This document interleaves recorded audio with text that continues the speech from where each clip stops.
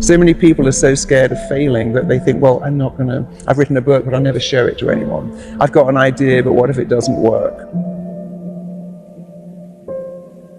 And when they begin to see, oh, it all tracks back to a thought which I'm free to change, it's very liberating, it's very empowering. Really, the only thing wrong with you is you don't think you're good enough. But it's very simple to think a different thought, because we own our thoughts. We have to remember something. The mind has no choice but to act on our thoughts. We have an incredible choice to think better thoughts. The strongest force in all of us is we must act in a way that matches how we define ourselves. So your mind's job is to make your thoughts real. The job of your mind is to listen to your thoughts and to start to make them real. People say, I don't know what I was thinking of. How did I end up in this mess? Well, you were thinking, I'm not going to succeed. Everything's not going to work out. If I start that business, it will fail. If I write the essay, it will get a bad mark. So I'm just going to procrastinate here and do nothing, and then I can't fail. And when you take people back to that, procrastination and self-sabotage is nothing more than a reaction to a thought that I'm not enough. My mind believes that everything I tell it must be true, whether it's good or bad, helpful or very hurtful. So we've got to get into the excellent habit of saying, I can do this, I've got this has got my name all over it. No one can do this better than me. If they could, I can still do it my way.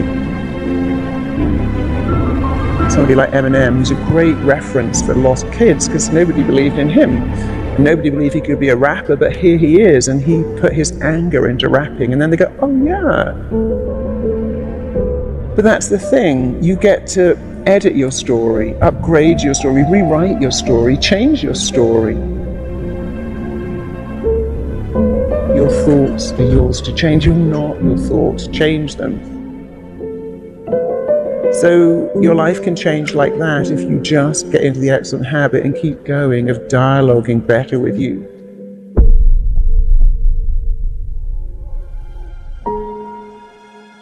You can change like that. Can you change in 21 days? You can change in 21 seconds if you know how. In fact, you can change twice every day. First in the way you think and the second in the way you act.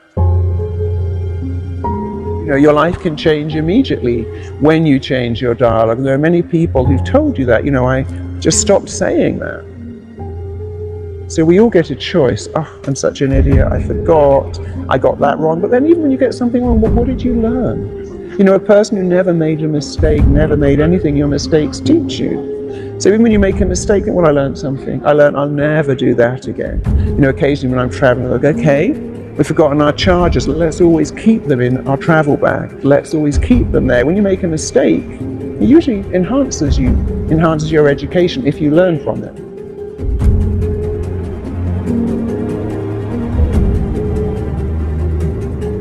And that's one of the rules of the mind. Whatever you focus on, you get more of. And you can't be in two lanes. So pick a better lane, go into that better lane, keep telling yourself better things, think better thoughts. And whatever is the missing bit, the emptiness, the needs you didn't get met, take some time to think about what they are and think about what you wanted here, and then tell yourself those words. I can do it. I've got this. I'm good at this. Because amazingly, there is nothing that will raise your self-esteem like praise, but your own praise is better. So if you said to me, oh, you can speak on stage, you can do that. I go, yeah, but you're just saying that. But if I say it, my mind believes that everything I tell it must be true, whether it's good or bad, helpful or very hurtful.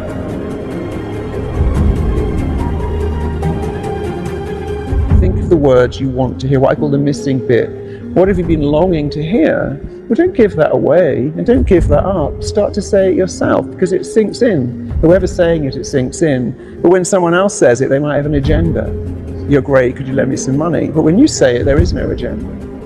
Think of your unmet needs. The emptiness in you is what you didn't get as a kid. You didn't get love, you didn't get praise, you didn't get recognition, you didn't get celebrated, you didn't even get gifts. And that's horrible, but imagine if you could start to say those things. I matter, I'm significant, I'm lovable, I'm worthy, I'm enough.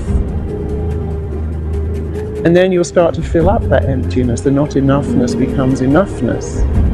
And actually, when you do it yourself, it's way more powerful anyway, because you have no agenda.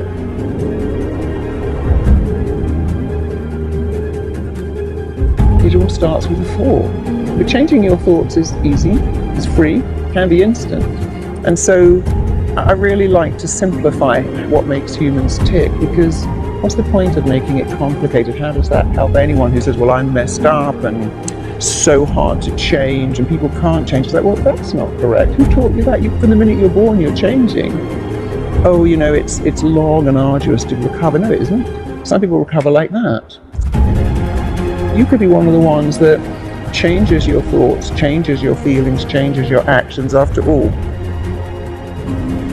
And if you could look in your body and see the inflammation, the stress hormones, the cortisol you create from thinking negative thoughts, you would never do it again. So we got to remember that our thoughts are not our thoughts. They're a blueprint that our mind, body, and psyche are trying to make real. And if you could only think better thoughts, you'd give your mind an easy job. Your lovability's got nothing to do with the numbers on the scales, or the numbers in your clothing label, or the numbers on your birth certificate, or the number of your followers. So we get very consumed by the number. I need to be thinner, taller, smarter, better grades, more followers. And you've got to stop all of that and just believe that you're great, and you can be even greater when you stop defining who you are by what the numbers say. And so we all have a gift, and I think your challenge is find out what you love to do and become brilliant at it. And we've all got something unique that we can do.